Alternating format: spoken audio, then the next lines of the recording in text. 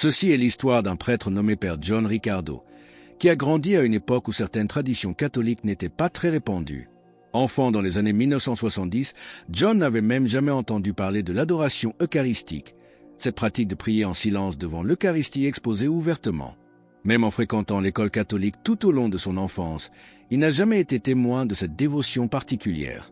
Pourtant, même sans connaître cette forme de prière, John a développé ses propres habitudes spirituelles, priant chaque jour, tranquillement et assidûment, dès son plus jeune âge. Au moment d'entrer au séminaire, on l'encouragea à prier 1 heure entière chaque matin. Le père John partage ce contexte pour une raison claire. Montrer que ce qui lui est arrivé plus tard n'était pas basé sur des souvenirs d'enfance, mais était quelque chose de tout nouveau, un don de Dieu qu'il n'avait jamais vu venir. Environ 1 an et demi après être devenu prêtre, il a commencé à enseigner à des personnes se préparant à rejoindre la foi catholique. Un week-end, il a décidé d'emmener un groupe d'une 30aine de personnes en retraite spirituelle. Pendant ces soirées calmes, le père John a décidé de faire quelque chose de spécial. Il a exposé l'Eucharistie pour que chacun puisse passer des heures paisibles en prière devant Jésus. Ce qu'il a vu l'a profondément surpris. Il a pu constater avec quelle puissance l'adoration touchait le cœur des gens. Beaucoup étaient profondément émus. Comme petit, merci de nous rejoindre aujourd'hui. Nous offrons un moment de bénédiction partagée. Commentez avec le mot « foi » si vous êtes ouvert à recevoir une pensée finale spéciale. Et s'il vous plaît, appuyez sur « j'aime » si vous appréciez ce moment. À la fin de la retraite, les participants se sont approchés de lui avec une demande simple mais significative. « Père, y a-t-il un moyen pour nous de continuer cette forme de prière dans notre paroisse ?» Cette question allait déclencher une série d'événements qui changeraient sa vie à jamais. Le père John sentit immédiatement que la réponse devait être « oui ». Il se rendit directement auprès de son curé et lui expliqua le désir des gens d'avoir un temps de prière régulier et une messe spéciale dédiée à la réflexion silencieuse et à l'adoration. À sa grande joie, le curé accepta sans hésiter. Peu de temps après, ils commencèrent à organiser une messe en soirée, 1 fois par semaine. À la fin de chaque messe, le père John et quelques bénévoles restaient pour offrir des prières personnelles à tous ceux qui le demandaient. Au début, ce fut une bénédiction merveilleuse. Les gens venaient avec le cœur ouvert, avides du réconfort et de la paix de la prière. Cependant, après des semaines, le père John réalisa que, bien que belles, ces soirées de prière individuelles pendant des heures après la messe commençaient à peser lourd. Les gens qui attendaient se lassaient, et ceux qui priaient avaient se sentaient épuisés au fil des heures. Il savait qu'il devait y avoir une meilleure façon d'aider les gens à rencontrer la présence puissante de Dieu. Tôt un matin, alors que l'eau remplissait la petite chapelle, le père John prit un petit livre contenant des réflexions de Sir Bridge McKenna, une humble religieuse irlandaise. Une histoire a immédiatement attiré son attention. Sir Bridge racontait qu'une nuit, se sentant anxieuse avant une conférence, elle était allée prier. Dès qu'elle s'est agenouillée, elle a senti Jésus parler doucement à son cœur.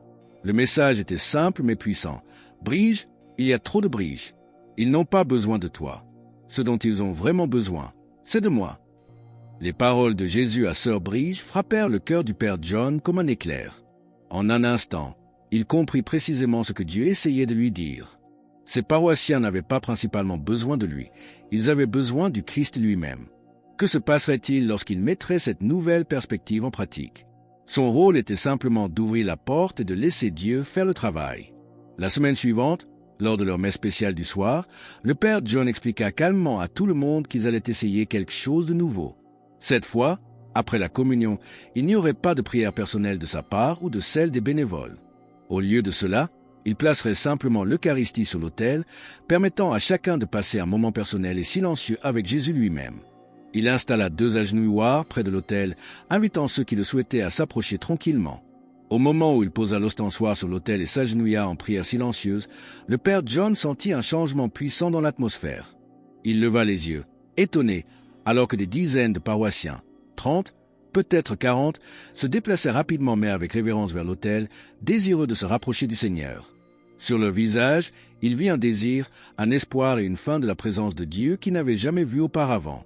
Alors que le père John continuait de regarder entre l'assemblée et l'Eucharistie, quelque chose de remarquable se produisit. Bien qu'il aurait plus tard du mal à le mettre en mots, à cet instant, cela lui parut complètement réel et indubitable. Debout, sur l'autel, à l'endroit même où il avait placé l'ostensoir, se tenait Jésus lui-même.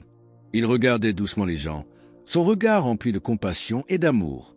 Le père John ne pouvait que regarder, émerveillé. Puis, Dans un geste inoubliable, Jésus se tourna lentement vers le Père John.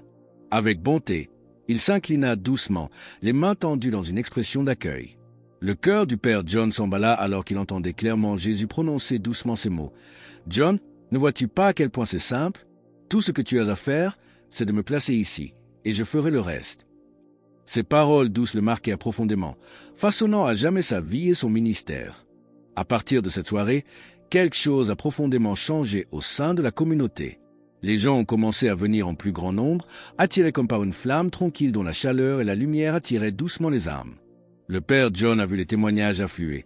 Des histoires de paix trouvées après des années d'agitation, d'espoir restauré après de longues périodes de désespoir et de relations guéries d'une manière qui défiait toute explication. Un matin, après l'adoration, il a vu un homme âgé, M. Turner, un paroissien réservé. Avec les yeux humides, l'homme a partagé quelque chose de remarquable. « Père, je viens ici chaque matin. Au début, je ne savais pas pourquoi, mais chaque jour, en m'asseyant silencieusement, quelque chose a commencé à changer. Je me suis senti pardonné pour des erreurs que j'avais portées toute ma vie. Je ne sais pas comment, mais un jour, j'ai réalisé que je n'étais plus en colère contre moi-même ou contre Dieu. J'ai trouvé la paix. Père, une paix véritable. » Les paroles de M. Turner ont profondément résonné. Bientôt, des jeunes ont également commencé à venir. Un soir, une adolescente nommée Sophie s'est approchée du Père John, les larmes aux yeux. « Père, je n'avais jamais pensé que Dieu m'écoutait avant, » dit-elle doucement. « J'ai toujours eu l'impression que mes prières n'avaient pas d'importance. Mais ici, ce soir, quelque chose a changé. J'ai simplement su qu'il était là et qu'il m'entendait. » Si ce message résonne profondément en vous et que vous vous sentez poussé à affirmer votre foi en cet instant, partagez « Amen » dans les commentaires ci-dessous.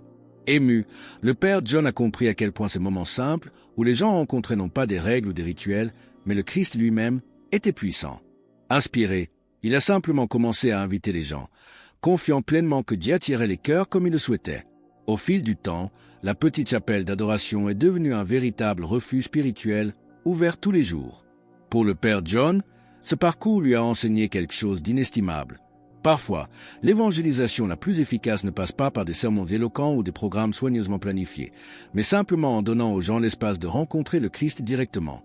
L'adoration eucharistique est plus qu'une simple dévotion. C'est une invitation personnelle et silencieuse. C'est un moyen pour chacun de nous de faire une pause, de s'éloigner du bruit et des distractions pour s'asseoir tranquillement avec le Christ lui-même. Dans nos vies remplies de tâches sans fin et de soucis constants, le silence et l'immobilité sont des trésors rares.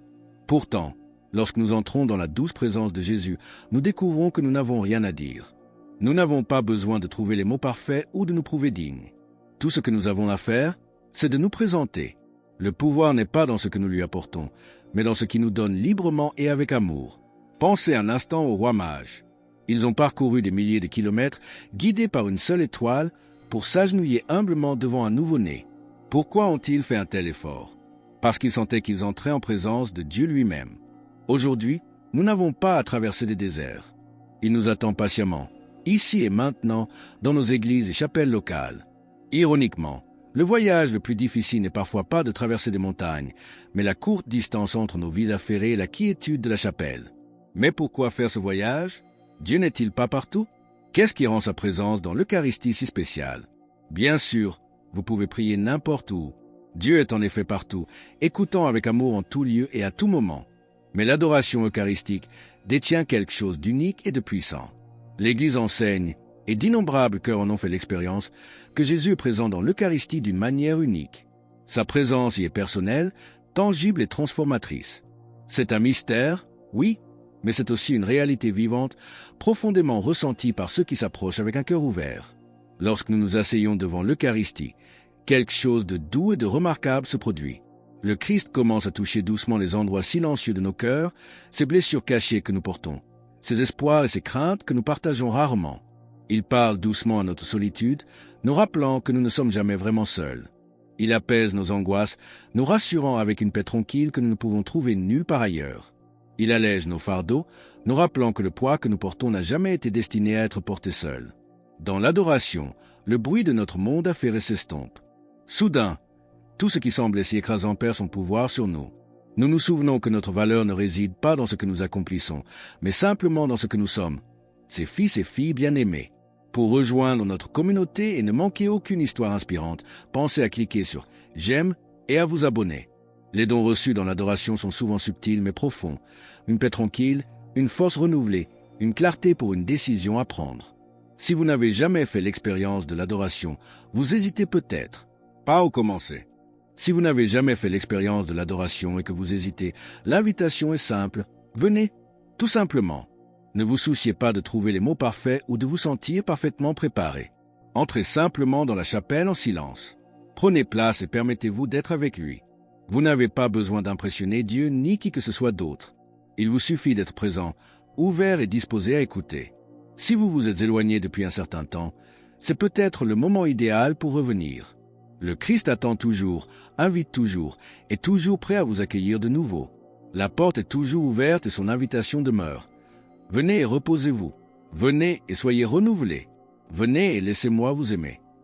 Alors, aujourd'hui ou très bientôt, pourquoi ne pas réserver un peu de temps pour être avec lui? Donnez-vous la permission de ralentir, de vous éloigner des distractions et d'être simplement avec celui qui vous aime plus que quiconque.